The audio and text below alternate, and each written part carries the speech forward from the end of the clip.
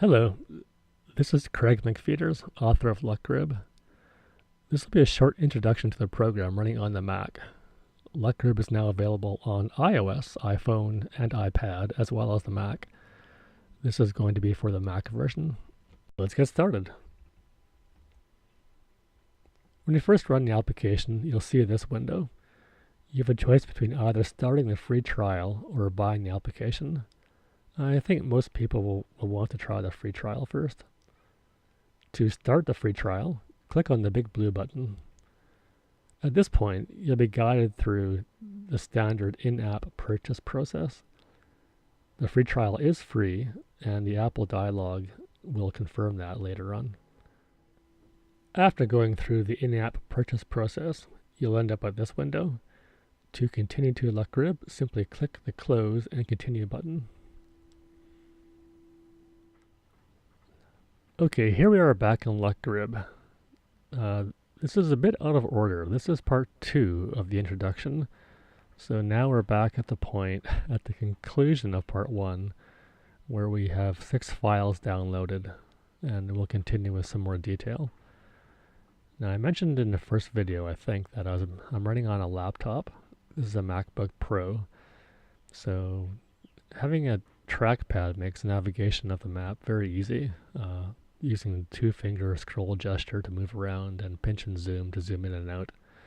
If you're running on an iMac or a machine which doesn't have a trackpad, you can use the zoom slider in the toolbar to zoom in and out.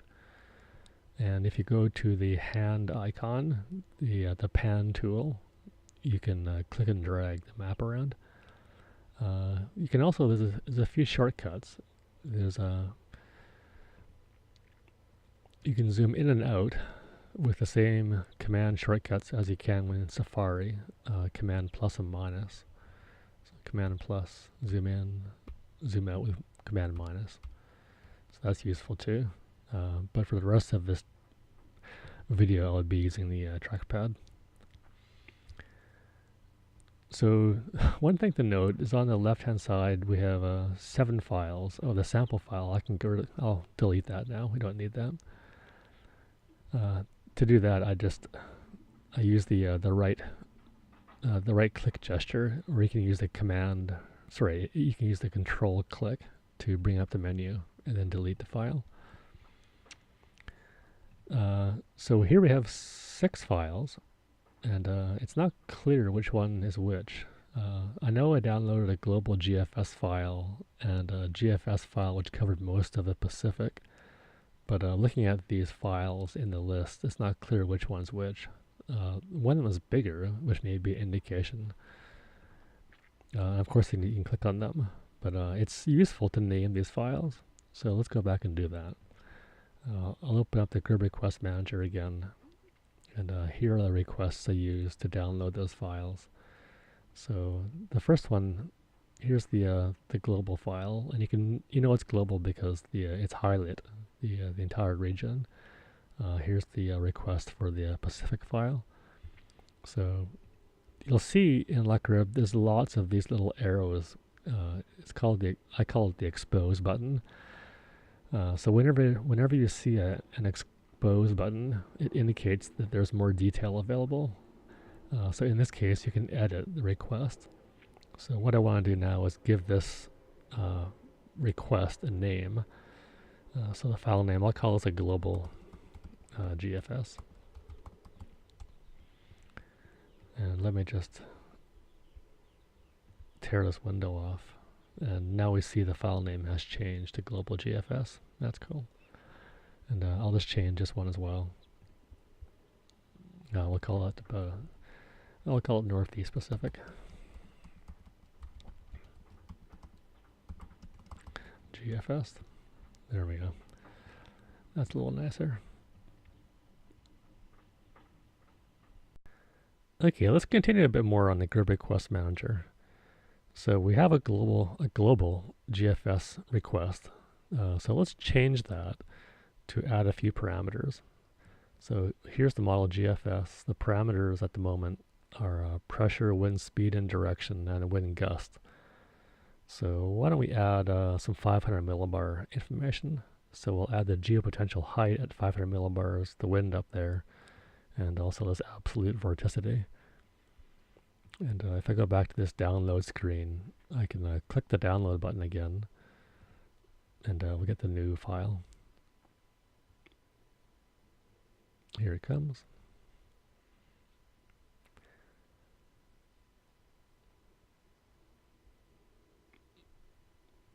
Okay, let's close this window.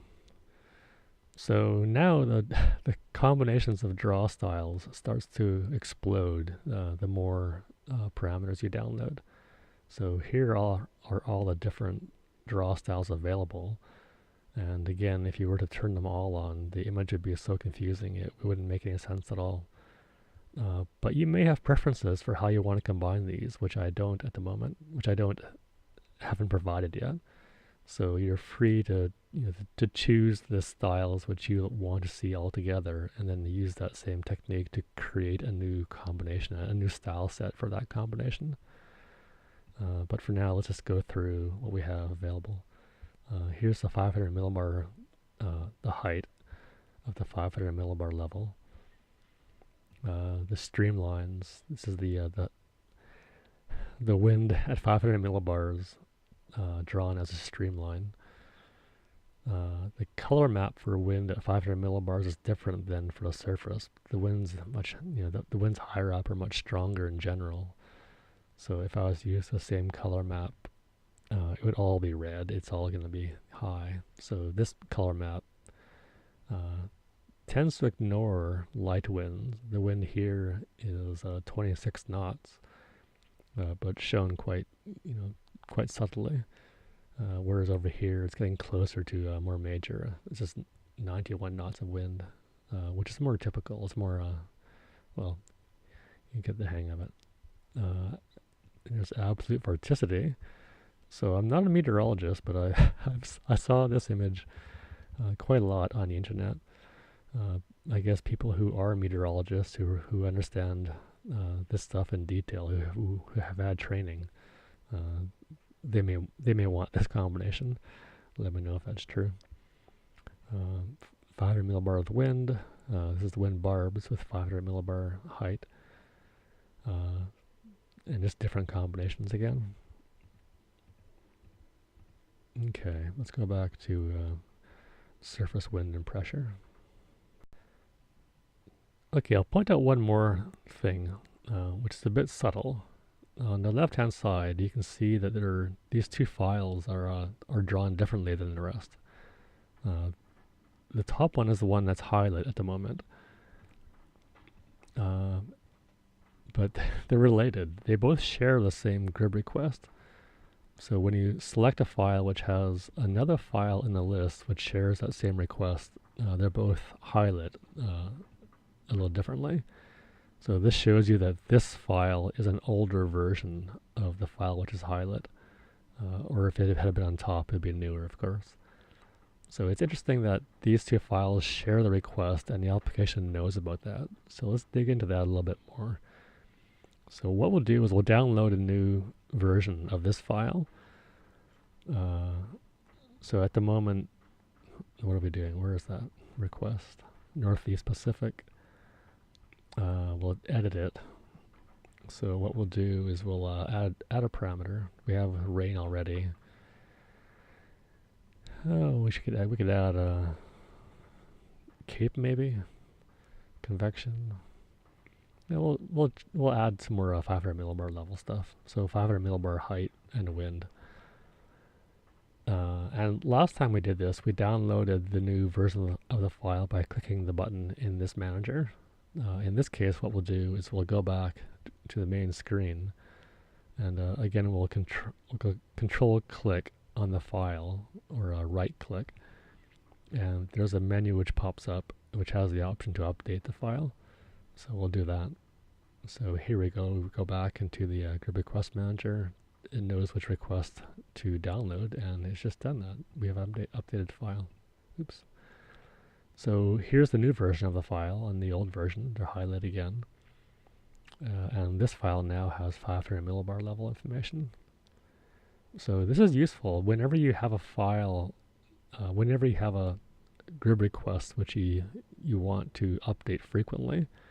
Once you've set up the request, you can re-download. You can update that request whenever you want, simply by finding the file in the list and updating it.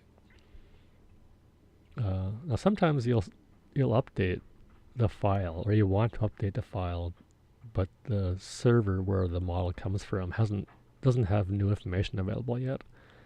So in this case, what happened is I tried to update this wave file, and the application spoke to my server, and the server said the data you have is already the most recent information available. And in that case, there's no need for it to send new information. All it would do is send the information you already have. So it's telling you that the request does not yet have new data available. That's handy. So let's combine some of these things we've seen now. The ability to create a GRIB request for a region and update it whenever we want. And we've seen high resolution models and mediograms. So at the moment I'm in Seattle. I live in Seattle on my boat. And what I want to do is have a quick way of checking the weather forecast. So what I'll do is pick a region around Seattle, and then I'll create a GRIB request for this region. And I want the highest resolution available. So new request, I'll pick a regional model. And in my experience, the NAM Continental USA is a 3-kilometer model, which has forecasts for 2.5 days. It's been pretty good. It's been pretty accurate. Your mileage may vary, and I'll go through some more models soon. So for this forecast, what I want is, well, I live in Seattle, so I want rain as well. And I'll take some cloud just to find out if it's going to be a blue sky day or a cloudy day. I'll do temperature, humidity. I'll do a simulated radar.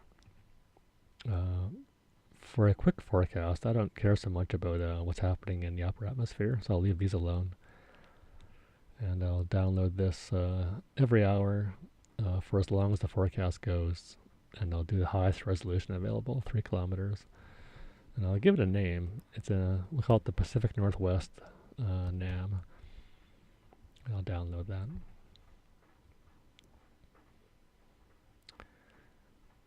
Okay, here we go. So there's a file. So I'll get up in the morning and I'll update this, whenever I want. This does have enough resolution. I'll talk more about that in a moment. That I'm actually getting data in the region, and I'll explain that soon. So to do a quick forecast, what I could simply step through the forecast times and watch what's going on. But I've downloaded so many parameters, it's hard to get a sense of, I could step through the clouds and kind of see what's happening there, step through the rain and see what's happening there. And clearly something is happening at the moment. But a fast way is to use the meteogram again. So we'll bring up the meteogram, place it around my marina, and then I can use the meteogram to have a quick look at what's going on. So yeah, wind has been gusty with some peaks and troughs today. That's going to happen for next. Well, there's not much wind going on. It's all below 15 or so. There has been some rain, and the temperature. Oh, look at this. So I downloaded temperature and relative humidity. So here's the temperature meteogram row, and there's relative humidity. Now with those two parameters, you can calculate the missing one, which is dew point. So the dew point, temperature, and relative humidity are related with a mathematical expression. And it's interesting because when temperature falls to the dew point, that suggests that water condenses, you form cloud. And when you're at the surface, that cloud is actually fog. So at this point, which was this morning at 5 a.m., it was forecasting, is that right? Yeah, 5 p.m. Well, it's forecasting fog tonight at 5 p.m. I'll have to watch that. And this is relatively true. There are some more variables involved in fog formation, such as wind, the wind speeds, and the wind at that time will be around 10 knots, kind of sustained, and some more stuff. You can use Wikipedia and Google to figure that out. So yeah, mediograms are very useful as a quick forecasting tool. It's a very fast way to to see what's happening at a point through the entire forecast.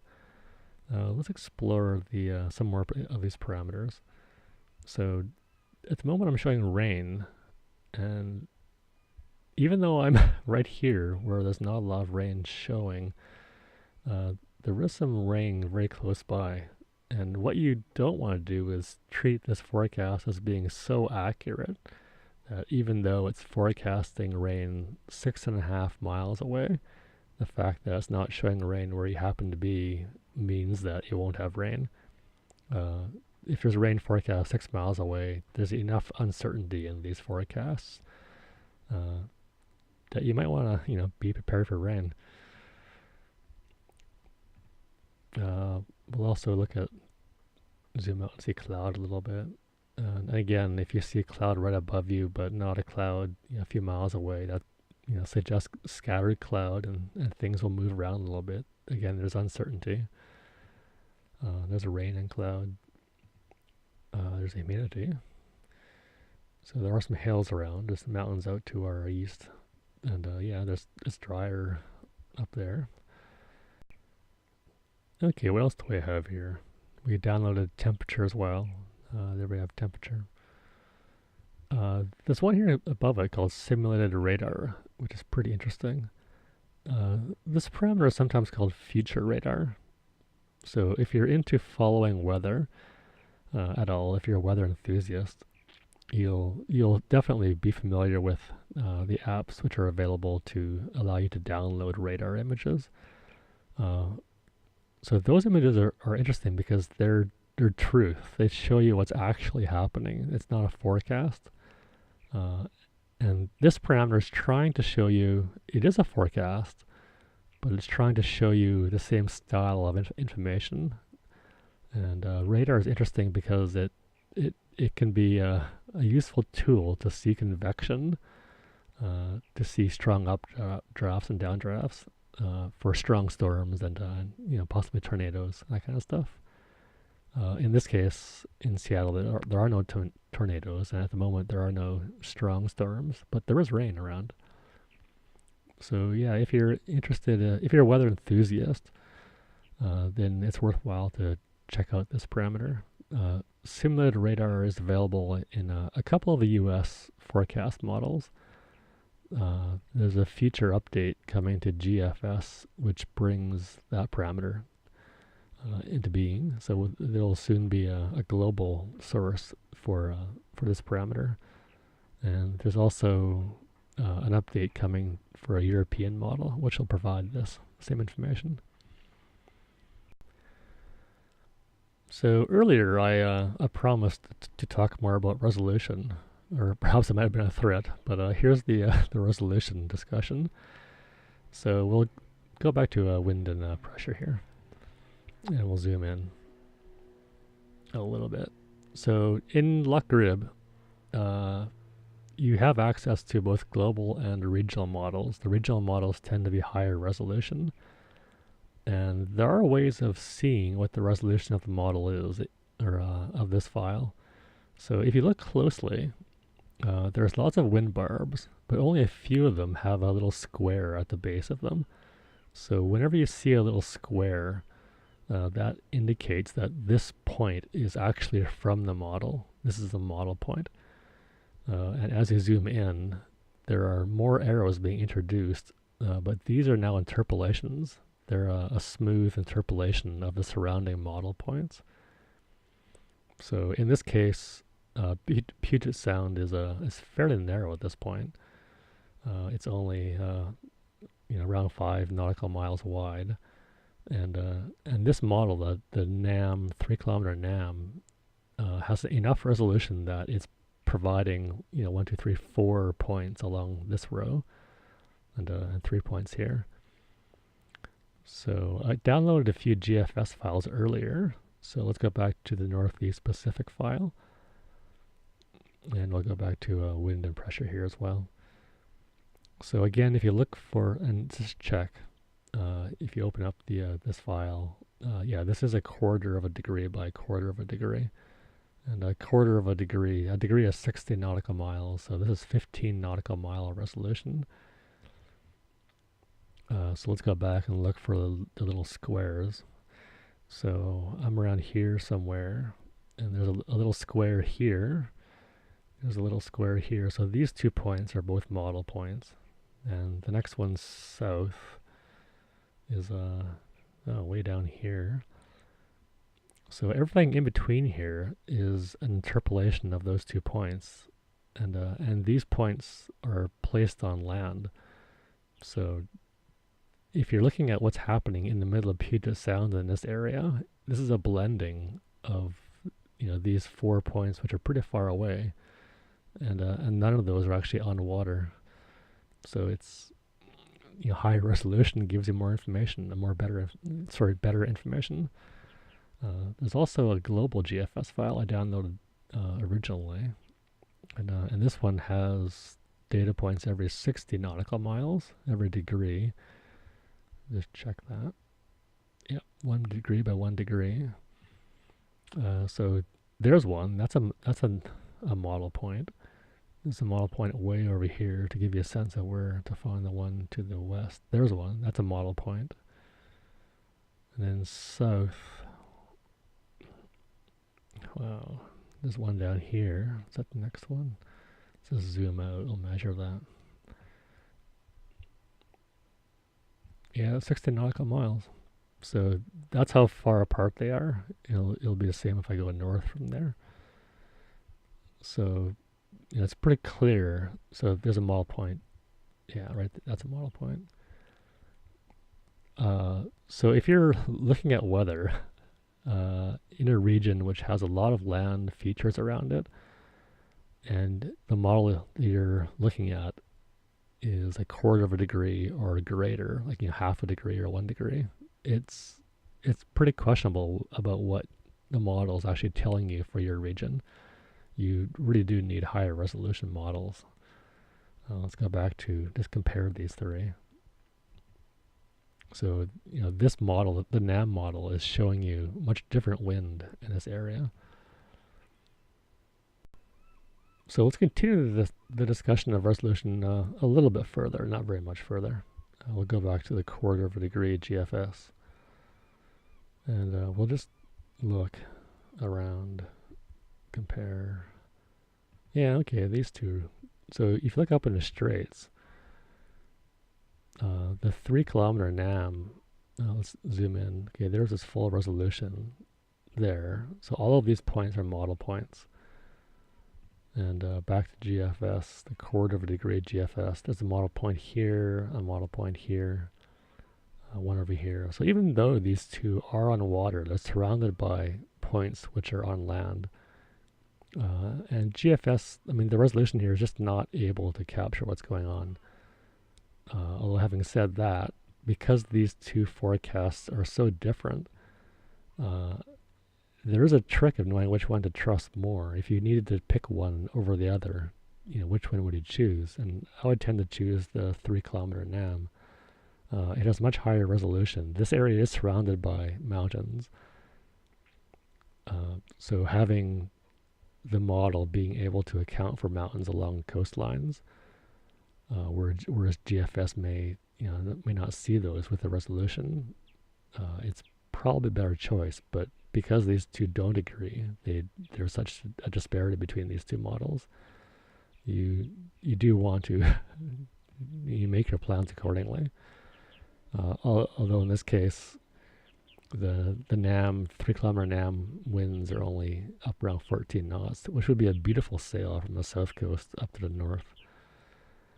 And if it turned out that the GFS forecast was closer, it would mean you'd end up motoring the whole way, which wouldn't be as pleasant. But it's not a disaster either. So yeah, LuckGrib does have a lot of different models available. Check them out. So along the lines of checking out the weather models available in LuckGrib, let's just dive into that a little bit. So there is a tool in the application to help you explore the models. In the file menu, there's a Show Grib Model Explorer option, which brings up a window. And it shows there's 79 different weather models available in LuckGrib here. And if you open up all these little areas, you get to see them all. Now, if you click on these models, there's little expose buttons beside them all, which give you a few more details. A list of the parameters that are available and some details about how often they're updated and what the resolution is. So that's available for all of them. And then for the regional models, when you click on each regional model, the domain that it covers is shown. So in this case, the 3-kilometer NAM covers all of the United States, southern Canada, and parts of Mexico into the Caribbean. There's a high-resolution rapid refresh model, which covers the same domain. A RAP model, rapid refresh, which is also updated hourly, which has a larger domain.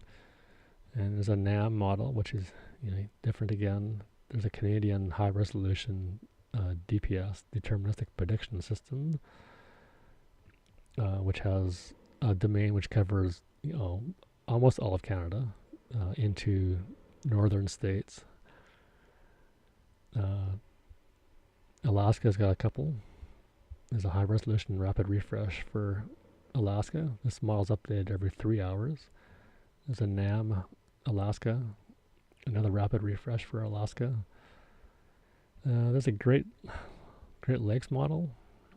If you happen to be somewhere around here or you're sailing on the Great Lakes, check this one out. There's the ocean, one of the ocean models. This is the regional Gulf Stream, which has a higher resolution than the one I showed earlier, the R2FS. R2FS, let's just go back to that quickly.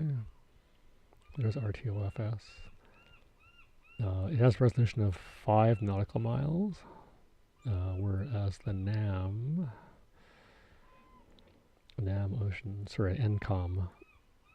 Ocean has a resolution of 2 nautical miles, so a bit more than twice the resolution of the global model.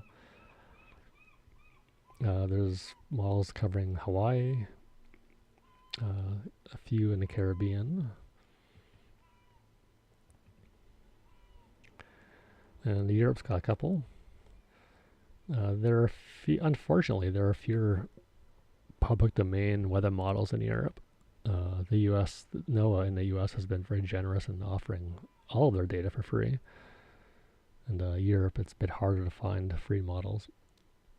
ICON, the German meteorological service, DWD, has been very generous in offering maybe all of their models for free, which is fantastic. There's an ICON model which covers the shown domain of Europe at a 0.06 degree resolution, which is 4 times the GFS resolution, although it only goes out for 5 days, whereas GFS goes longer. But still, that extra resolution is very useful for this area. There's another German model, Cosmo, which covers, this area. There are a couple of European models, some higher resolution and lower resolution. There's a 0.1 degree European wave model by DWD, and they also have a much higher resolution. They call it German coastline, but it's a bit more than that. This is less than 1 nautical mile resolution. Meteo France has a couple as well. And there's a whole category of models, OpenWRF. OpenWRF, if you are sailing in Europe and you're not familiar with OpenWRF, you should check them out. There's a website, OpenWRF, and it's run by a person called David Gall. And David was kind enough to give me permission to host his models or download his models onto my server and make them available to all of LuckGrib customers. Thank you, David. And there's lots of these. So one hint when working with the OpenWRF models is that if you select a region where you're interested, so say it's this area, then this window will now filter all the models to the area you've selected. So if I go back to the OpenWRF models, there are many fewer models being presented now. So all the models, the OpenWRF models covering France and England and Spain are no longer being shown. So here's an OpenWRF model, a 12-kilometer model with this domain and a few more, which kind of have overlap in this area. So yeah, there's lots to choose from. It'll take a little while to find out which ones are your favorites, but because the downloads are free, you can download them easily and check them out. You should do that. Okay, this video is starting to become pretty long. I should probably cut things off pretty quickly here. Well, we've covered quite a lot. I'll cover a couple more things. So it's a bit random, but you can create waypoints in LuckGrib. There's a points and lines tool, which allows you to create waypoints. So, I don't know, say for instance you want to make a point in the middle of a channel here. You can, once you've clicked on this points and routes tool, you can click on the map anywhere, create a point, and there you have a point. If you double click on it, you can edit it. You can give it a name, a point. Change color, and change the symbol. There's a subtlety in that the points have scope. So this point is a local scope point, sorry, regional scope. And what that means is that if you zoom out far enough, that point goes away. So it isn't shown if you're looking at a large map, a global map. But as you zoom in, it will appear. There's also a local scope, which means you need to zoom in even further to see this one. But if you zoom in far enough, then the point appears. And what this is used for is to categorize points by their type. If you want to make points for anchorages, you don't necessarily want to see all those points when you zoom out to a global scale. If there's a point, if there's an anchorage point you've created in some area, when you zoom into that area, you want to see where that is, but when you zoom out far, you don't want to see that. So yeah, you can make points in LuckGrib. And I think I might leave it at that. So there'll be, there's some more areas to cover. I haven't talked at all about routing. There are some tools to help you reason about how to route, when to leave, and how to get somewhere. And I'll talk about that later, as well as some customization tips. So yeah, that's a quick overview, or an overview anyway, maybe not so quick, of LuckGrib. It comes with a 14-day free trial. So if you're curious about what you've seen, feel free to download the application. Runs on the Mac, iPad, iPhone. 14-day free trial. Check it out. Let me know what you think. Thanks.